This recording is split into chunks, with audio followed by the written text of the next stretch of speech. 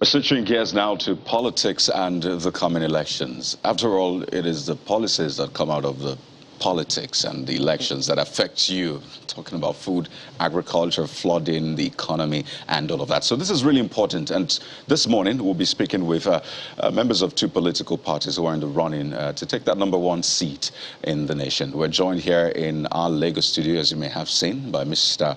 Ayo Fadaka, who is a former Zonal Publicity Secretary of the People's Democratic Party, PDP. We'll also be joined by Mr. Shino Fagbenro Byron. We'll get to him in a moment, but let's start here in our Lagos studio. Good morning and thank you for joining us on the program. Good morning to you. Well, just yesterday, Governor Wike spoke yet again, and this time, I mean, as some even reflected it, it says, finally, it looks like all of the reconciliation efforts and all of that have broken down. And he was quite specific.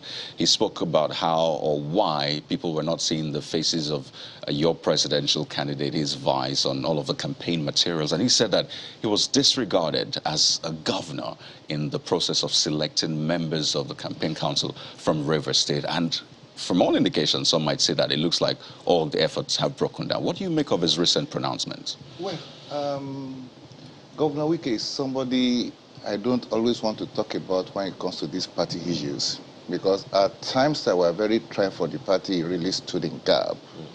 And I must say, to a very reasonable extent, that many of us that have been consistent members of this party are not too pleased by what is happening now.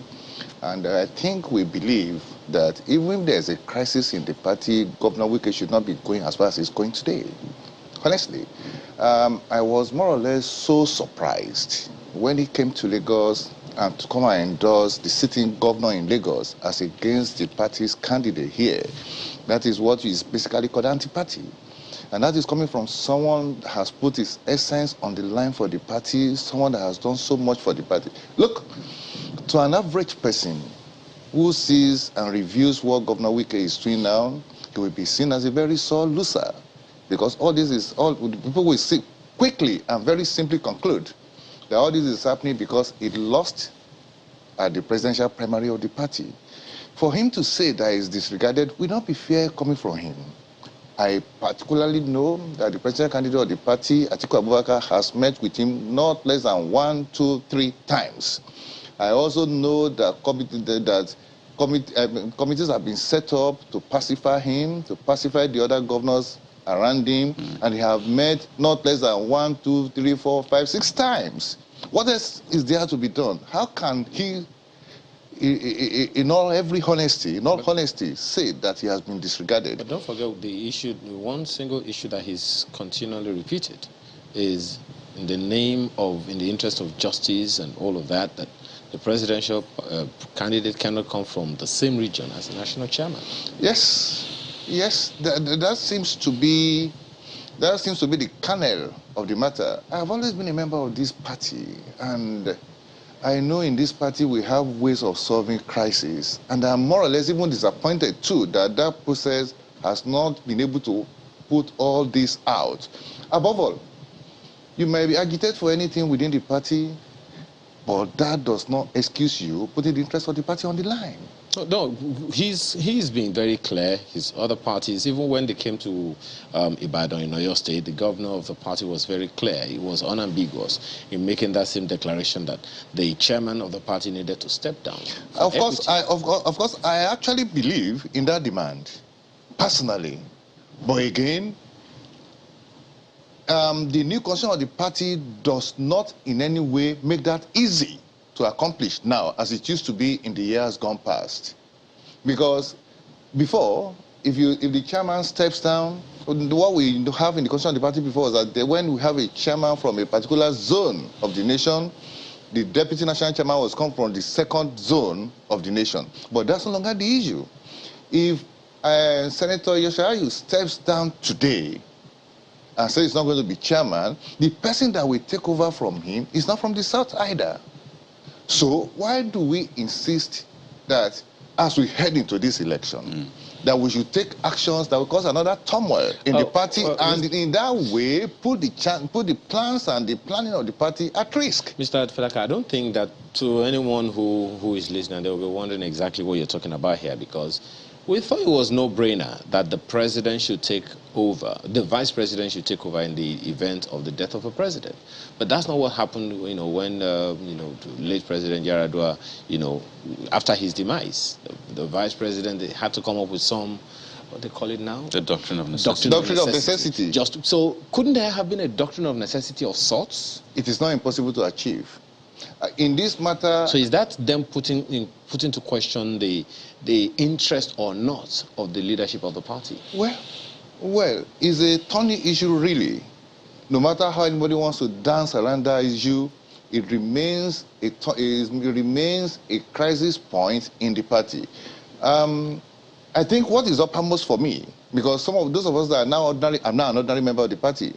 Those of us that are ordinary members of the party today, we care more about our nation. We care more about putting the party in place to be able to stand for power effectively and rescue this nation. Nigeria of today has degenerated so much that you can never imagine it. A week or so gone by, former Emir of Kano was telling us that Nigeria now prints currency. Anyhow, that is to let you know that our economy is in total shambles. The nation is in total shambles. Insecurity too has sitting so deep into the country. Now we have a chance to effect a change in which party and who governs our nation. But how convincing? 1 minute, please. Yeah. I believe the issue of who holds the chairmanship of the party at this material time remains very ephemeral.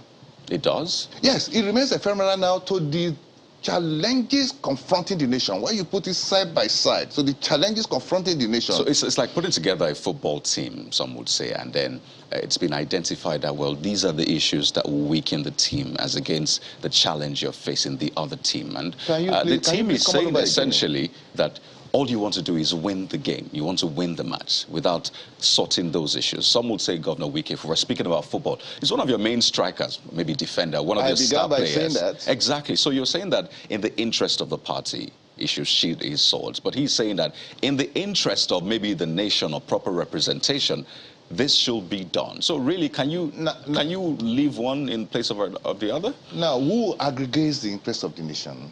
We all see it from our different perspectives. Isn't that why you had that as a rule, as it were, in the party, that it should be equal representation? Well, yes, we said there should be equal representation. It is unfortunate that we're in this crisis. I don't ever shy away from that fact. It's absolutely unfortunate. And again, I think I have even written a piece sometimes where I said that, look, Chairman Yoshayu, if you are going to be the stumbling block to the party winning the presidency, why don't you just take a honorable part out of it? It depends again on people. For instance, even I'm the national chairman of the party now, and I see that a crisis of this magnitude is being ignited that can consume the party because of me. Of course, I will simply take a way out to rescue the party. Again, that speaks about a personal appreciation of one's words or even situation at hand. So I think Governor Wike and his team have raised their voice so much on this matter, and they have sympathizers in people like me. And that is the truth of the matter. Governor Seyi Makinde of Oyo State, for instance, is somebody I'm close to. You understand me? And on this issue, I have attempted to see him on this matter. I've not been lucky. You said earlier that what Governor Wike is doing amounts to anti-party activities. Is there any? No, don't isolate it. Don't isolate it. Okay. I said he's coming to Lagos. Yes. To take a position of supporting a candidate of a rival party. Yes. If it can be viewed on another level, will be regarded as being anti-party. Is there any other level to view it? Well, maybe you know one. No, for you. Is there another level? Do you have another level to view it? Do you have a dual lens you're looking at this through? But please go ahead. Well, I'm just asking because, there are those who are wondering, even if indeed that is the position, what then is likely to happen? Because he's not doing this in hiding. He's very vocal, upfront, courageous about it. Is this something that bothers the national leadership of the party? I know that Governor Wike and his team are still being spoken to on this matter. By who? look, there is a process, there is a dialogue ongoing in the party. No, because we've seen the Board of Trustees chairman meet, go around. It is unending. And then there's said to be a report which is meant to be deliberated over. It is unending. In politics, we don't give up until the very last minute. So it is unending. I know he and his team are still being spoken to. And in all of this, really, in all of this, many of those people in that team are still campaigning for the party. Except that Governor Wike said that because he's not been spoken to on this matter, they removed the picture of Atiku and the national chairman from. Oh, so you said people in his camp are campaigning for your presidential candidate. People like who? Huh? You said people with him are still campaigning. I didn't say the president. I said they are still campaigning for the party. For the party? Oh, sure. Okay. For instance, some of these other governors that are in his team, some of them are contesting to be senators. The election of the senator and the president all comes up in the same day. When they campaign, will they say, vote for me as a person and don't vote for the candidate of the party? I guess we'll have to wait to see that. It's a risk. I guess we'll have to wait today. Let's quickly go to Abuja to introduce our other guest. Chamberlain? Agbero Byron, who is the Director of Operations, Obi Dati Campaign Organization. Good morning and thank you for coming on the program today. Good morning, Chamberlain. Thank you for having me. You have been a former presidential aspirant. Candidate yourself for Kowa Party. Yes. And you've gone through all the rigors. You know what this entails to be a president and or to contest for that office. Yeah. And you put in a lot from the get-go. But there are many who think that they don't quite see that the Labour Party candidate set out to achieve that. Some think it was a fallout of what transpired in the PDP, and that's how his position came through. Well, the people who say that seem to be a bit short of memory. You would recall that sometime in July last year, the Southern governors came down to say that the presidency must be zoned to the south. Peter Obi was in the PDP at that time, and the expectation was that the presidency in the PDP would be zoned to the south. And if the presidency were to be zoned to the south, a number of us true federalists, people who thoroughly believe in federalism, do not believe it's just north-south. Because if you strictly zone the presidency to the north and to the south, forever, you will either get a Fulani man, Hausa Fulani man, or a Yoruba man. If it is strictly north and south, you permanently exclude the middle belt, you permanently exclude the southern minorities. So the only realistic way, and this is the difference between those who believe in restructuring truly and who believe in federalism, is the disaggregation of this country along the 6 geopolitical zones. And if you do that analysis, you will see that if the presidency should be zoned to the south, it should be zoned to the southeast. And this is why Afenifere were very, very clear and unambiguous when they said, look, for Nigeria to move to the next step, the first step we must take must be the step of justice and inclusion. The step of social justice and inclusion. Justice must be done to all Nigerians. Sorry, just to chip in something. Democracy is not government of the majority by the majority for the majority. It's government of the people by the people for the people, which includes minorities, includes small groups. It's all about inclusion. And so Obi wanted to be president from the outset. He had that mind, he had the framework, he had the capacity. And so all the stories that it was an aftermath of Atiku is just... Atiku himself said that he expected, the only reason why he entered that race was because it was not zoned to the southeast specifically. And that after the southeast, it is the northeast that is most disenfranchised from the central position of power since 1999. But, you know, one of the things that your candidate, the candidate of the Labour Party, yes, has talked about is that nobody should vote for him based on ethnic considerations. That is true, which means, it simply means that don't vote for me because I'm an Igbo man. Vote for me because I'm competent. He didn't say that there's no agreement that you shouldn't vote for him or that the zoning shouldn't come to him. Yeah, but wouldn't that also mean do not vote for me because it is the turn of the southeast? Well, it is a question of semantic and how you place it. There are different categories. There are different steps to achieving. Number one, in the first place, somebody who is under 18 cannot vote for the president. So that's one level of qualifier. There are further levels of qualifier. You must have your school cert. That's another level of qualifier. There must be other levels of qualifier. And now, because Nigeria needs to be politically savvy and politically sensitive and inclusive, you see, our problems, right, are not unconnected with bad leadership, not unconnected with a governance deficiency that has the lack of inclusion in all our mix. So when we cross, you see, zoning to the southeast is first crossing the benchmark of inclusion. And then after that, then we will look at, it's like saying you want to zone. Yes, you will want to zone, but even after you zone, you look at merit. So we are not saying zone for zoning's sake. We are saying zoning, and Peter Obi has said, look, beyond that, look, any Easterner could have come out, but any Easterner would not have been voted for. We are saying vote for the man based on his competence. However, Nigeria should do justice to its own self. When we exclude the Southeast, we are not we are not doing the Southeast of a favor by excluding the Southeast. We are doing ourselves a favor by excluding certain people. But we've had people who, till tomorrow, they keep saying, look, they're struggling to see his path to victory. Yes. They talk about the dominant political parties who have been in the trenches for a while. If you look at the candidates of the APC and the PDP, you've seen how they've been angling for this particular seat, this position for a very, very long time. Yes. So they must have gathered a lot of momentum, the critical mass, and perhaps the wherewithal.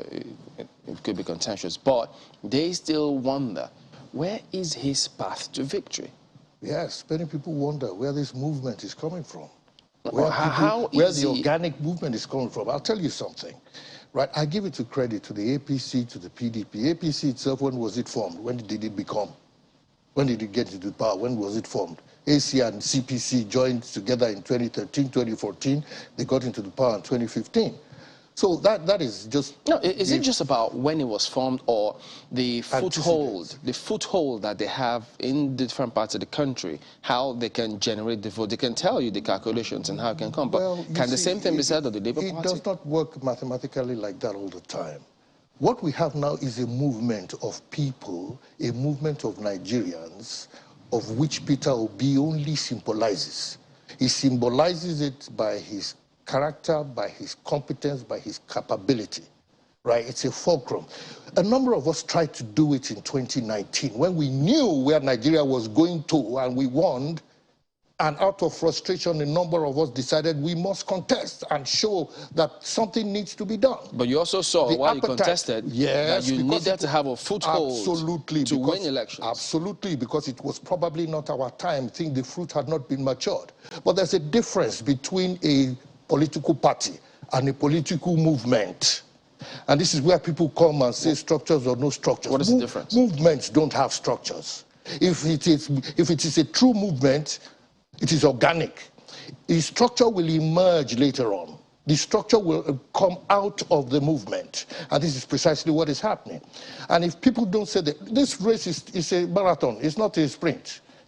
Our own, when we ran, we finished our primaries in November. We were asked to jump and start voting in February. We weren't even given time to raise funds. We weren't even given time to be recognized. And speaking about funds, yes, please. I mean, not just in this country, but globally, you know that to run a campaign, an election, that you need a deep pocket. Yes, you need a pocket. Does your candidate, does your party have that deep pocket to prosecute this campaign? We have a pocket that is deep enough. But what you should find out is, you see, there is difference between spending money in an election and having value for money for what you spend. If you know our principle that's relative for political parties, I guess. Well, in terms it of is relative for political parties, but political parties that behave in a certain way cannot behave differently when they get into government. When you spend money anyhow as a political party to run, when you buy votes, when you have to depend on how much you spend and how much you blow and how much you bribe and how much you spill over to people, when you are running for president, it is easy to know how you will run government when you get there. It is very easy. And consistently, I have been in politics for over 40 years in this country. And I know what it is. It is systematic, it is predictable. You will predict. Apart from that, I'm a governance specialist. I'm a development specialist. We work on data. A person who has to bribe 5,000 naira to 10,000 naira to get people to vote will never ever pray that the value of that human being that he has to give 5,000 naira, he will never pray that that person is worth more than the 5,000 naira he gives him. So tell me, how will he perform, or how will he deliver governance in such a way that the life of that person will be improved? It is not possible. So if Nigerians won't let them continue to believe in these people who throw money around as if, as a matter of fact, the money you're throwing around, what's the worth and what's the value today? But they believe in throwing money around, but they don't believe in the value of the Nigerian life. For as long as we do not believe that it is human development, it is the value of the Nigerian life that matters, right? The value of your naira will go slow down as what is done. So for us, that is not our style. We are going to change that style. And Nigerians better know that that style had better be buried and dead. Otherwise, Nigeria will not get out of the doldrums. So when the time for money, spending money will come, we will spend the money. Hasn't it come already? You spend gradually, and you know what you want to spend for. You don't just throw money around. I'm just a little curious. So Yes. in 2019, you were a presidential candidate, Yes, and I you was. ran against the president, the Yes. sitting president. You know, also in that race were VP Atiku Abubakar Absolutely. and Governor Peter Obi, Yes. who were both candidate and running mate. Yes. At that time, you didn't see his potential? At that time, I saw the potential of many people. Okay. But I also saw the contraption in which they wanted to carry the nation. You see, the candidate is one thing, the vehicle is another. Okay. Look at the PDP. I was in the PDP 22 years ago. I contested local government chairmanship in Lagos. PDP is a party that never listens, neither do they ever learn. And I knew that no matter what, check out what Donald Duke said about the, you know, he said even him, if he were in the PDP, it would be impossible for him to do anything right. Because the structure is constraining. The same with APC. Can you extricate Asiwaju, my senior brother, Bola Tinubu, from the APC? So let me get this straight. Assuming that Governor Peter Obi had emerged the candidate of the PDP, Yes. you wouldn't have supported him When? On the platform of the PDP? When? For these primaries, for these elections, for the Well, 2023 it probably election. would have been, you see, what we do is that nothing is good or bad except by a comparison. You go with what you have. If there were somebody else that had the possibility, you see, I know a bit about Peter Obi in the sense that I was head of DFID South, including Enugu, especially during the period from Peter Obi's transition to Ubienu's transition. I conducted Ubienu's first ex-school retreat as head of DFID. So we had known at that time about Peter Obi's capacity to reduce costs of governance, his focus on education and health, which are the key factors for human development. So I've always had no problem with Peter Obi. Okay, so, but assuming he had emerged on the platform of the PDP, If he had emerged on the platform of the PDP, if he had emerged on the platform of the PDP this time around, and there was no other person, absolutely I would have supported him 100%. So let me get this straight now. But because there was no other, I mean, you go with the, don't forget I said you go with the vehicle that is available. Okay. Right now you're wearing the pin of the Labour Party. I am a member of the Labour Party. Okay. Proudly so. Oh, okay. The vehicle available. That is the vehicle. That is the vehicle under formation that is available, that is listening to the people, that is moving with the movement, that the youth have accepted, that is giving people space. Do you think that it will be important? I mean, having been a member of COA, do you think that it will be important for all the other parties, well, the not so big parties, I'm very careful in classifying them now, to partner with the parties that they think could eventually, you know, produce candidates whom they think stand a chance in the elections? Marco, you're absolutely right. They actually should. They should. But the process is this. Parties either learn or refuse to learn from the mistakes they make. What I get is that a lot of parties, when they have issues, they complain, they go through crises, but as soon as they get into power, they forget all the issues that have been doing them and they never learn and never restructure or never have a...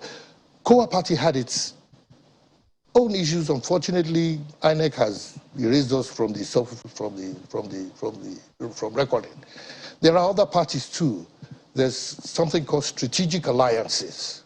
When a party demonstrates that, look, it has certain things. It's not about one party or the other. It's about Nigeria and how we deliver good governance to Nigerians. Well, you have said PDP doesn't learn. The PDP has not demonstrated that they learn or listen, or otherwise they wouldn't be having this kind of crisis they're having now. All right, let's go to Lagos. Our colleagues have got questions for you.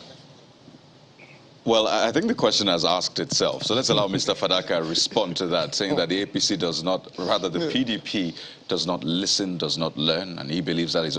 By the way, he was in the PDP, so perhaps he's speaking from a place of experience, really. So. Well, I don't know whatever experience he had in the PDP.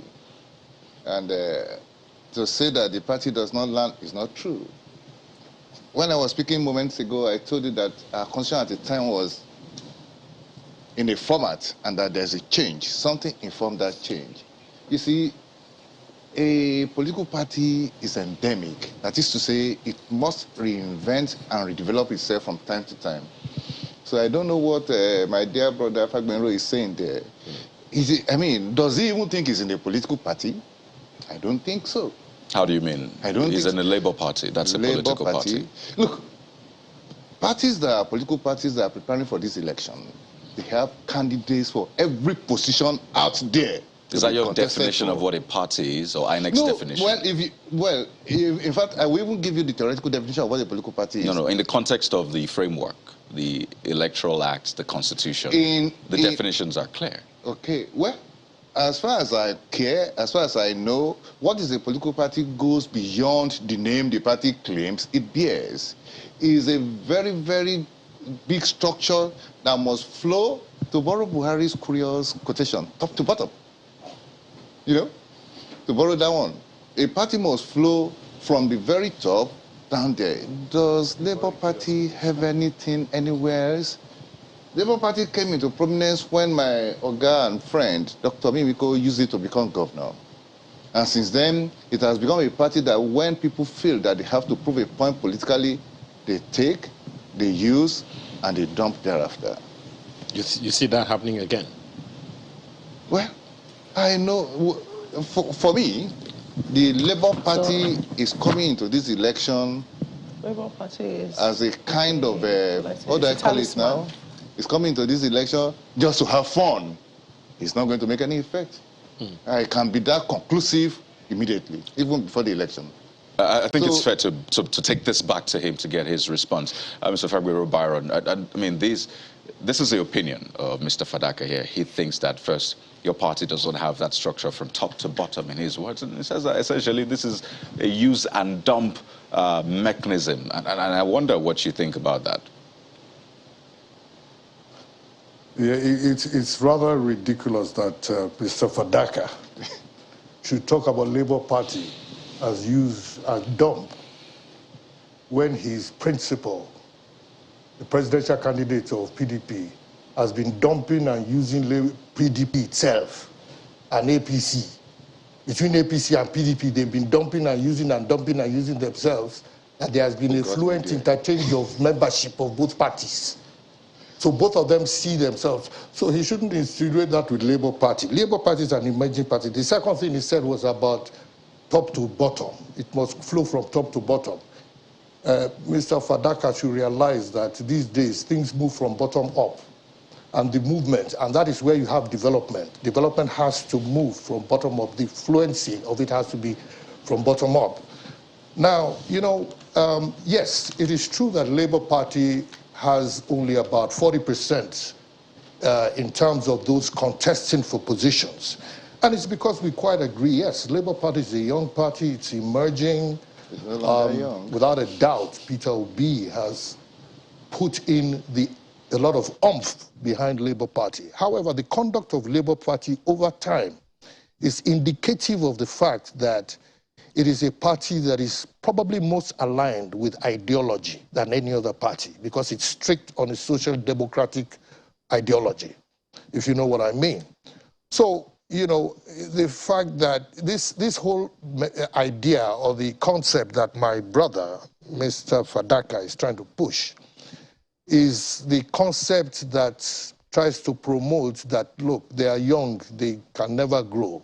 You know, it always has to be, you don't give emerging, you know, thoughts and alternative ideas, you know, a chance.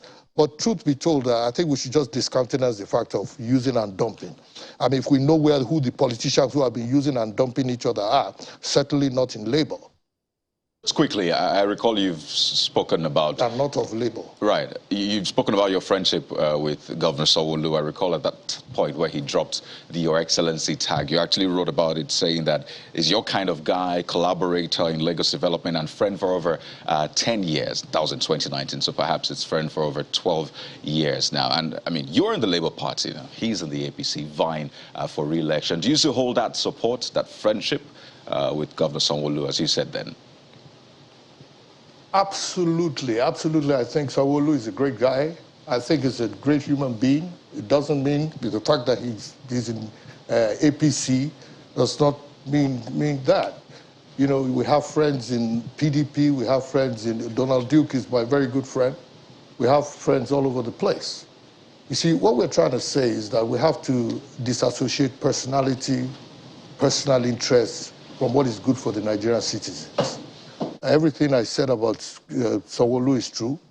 We also have a Labour Party gubernatorial candidate in the person of Gbadebo Rhodes Vival, who is excellent, is an excellent human being as well, you know. And I feel the same way with him, you know.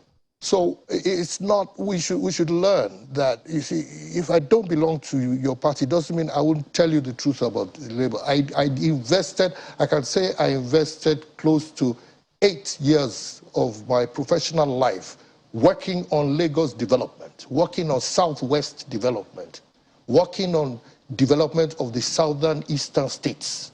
You know, so I know, you know, Sanwo-Olu, Fashola, Ambode, any of them, if you know them personally, you can ask them that what role Shina Fagbero played in the development or contributing to.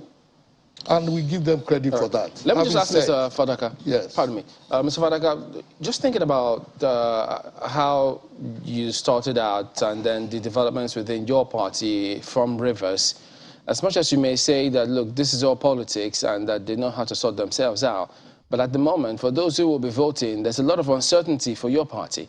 And so don't you think that at the end of the day, these kind of uncertainties will definitely come back and bite your party? Because rather than being definitive, everybody knows where they're headed. If it's this uncertain and confusing, it plays into the hands of the ruling party. Well, I must say that a political party goes beyond a single individual. In Rivers State, we indeed have a party that thrives. Today, truly, it might be the voice of Governor Wike that everybody is hearing about the party in Rivers State, but it does not in any way mean that we don't have other party leaders in Rivers State that are working very, very seriously for the party. So to that extent, our party is preparing... Yeah, but Mr. Fadaka, I mean, I know you know better than I do because, I mean, it is your party and you know that when you say it's about a single individual, wouldn't that be tantamount to not giving people the true picture? Because you know that if he's in control of the levers of power in the state, he will utilize it to the best of whichever party interest he wants. He will have supporters. He will have interests across board, across political divide, across the country, as a matter of fact. And those kind of loyalties will count for something on election day. Are we wrong in saying that? Well, I agree with you, but as we go into elections days, loyalties sometimes shift. When a governor is stepping out of power, the kind of control, the kind of leverage that he has sometimes begins to wane. I'm not saying that is going to happen in this election, but I know and I believe that Governor Wike still remains a member of this party, and between now and the election is still a very long time. So certainly, I am sure that things will turn around. the story will be different before we enter that election. All right. Yeah. If I'm reading that correctly, you still believe that this relationship can be repaired? Yes. Yes. I so much believe so. You see, when I began this interview, I said that the party always has a mechanism that solves this kind of matter. It is still work in progress. That mechanism has not been put to rest. I am sure that in the days to still come, this matter will still be taken absolutely good care of. And yeah, pardon me. You said that all parties must give and take. I recall you said that yes, in one of your tweets. I said so. All parties must give and take. So what would you say that this the leadership of your party should give and maybe take for Governor Wike, give and take? Because I imagine that you want a resolution as well as others. Yes, I do. But what you saw in my tweet is my personal opinion. Yes, so let's explain it all. So what should be given and taken on what parts? When Atiku Abubakar came to Ibadan, and Governor Makinde said, this is our position, which is why I made that tweet. Atiku Abubakar retorted by saying that, well, there is a concern of the party, there is so much, there's a tapestry that these issues must pass through. And I just feel that, do we really need to take the party along that path? That in this matter, we must, in the interest of peace within the party, that we must give and take. So we must not have a physician. Right. What should the leadership give in this case? Well, it is what I think the leadership should do is to bring those that are aggrieved around again for another heart-to-heart discussion, and I am sure that the resolution will come from that place. Well, I think it's a fine place to leave it. Clearly, the coming days will be very, very interesting within your party. So many questions to ask you, but but above all, if I can just leave with this parting shot, Nigeria is in a very, very terrible situation now, and we are preparing for the next election. And we only ask Nigerians to please know and realize that the office of the president is indeed an office and not a hospice. Well, Mr. Ayo Fadaka, former Zonal Publicist and Secretary of the People's Democratic Party, thank you so much for your time on the program this morning. Thank you so much for having me. Well, it's to Abuja now to wind down. All right. Yeah. Yes, thank you, Mr. Byron. So what do you think moving forward? I know you say you're optimistic, but... Well, moving forward, I will just urge Nigerians to be as peaceful as possible in the next election, and for us to really consider there are over 20 million children out of school. We have security threats. We have threats that are external, occasioned on things like climate change. We have issues concerning our economy. And therefore, we should actually be more concerned about the capacity and the competence of the people we should put in power. It's not personal. By not supporting somebody does not mean you do not, it does not mean you hate the person. All right. We should learn to love Nigeria as much, and we should pray that everything goes well, with all of us. All right, then, a fine place to leave it with that prayer. Mr. Shina Fagbero Byron is Director of Operations for the Obi Dati Campaign Organization, the Labour Party. Thank you for coming on. Thank you very much.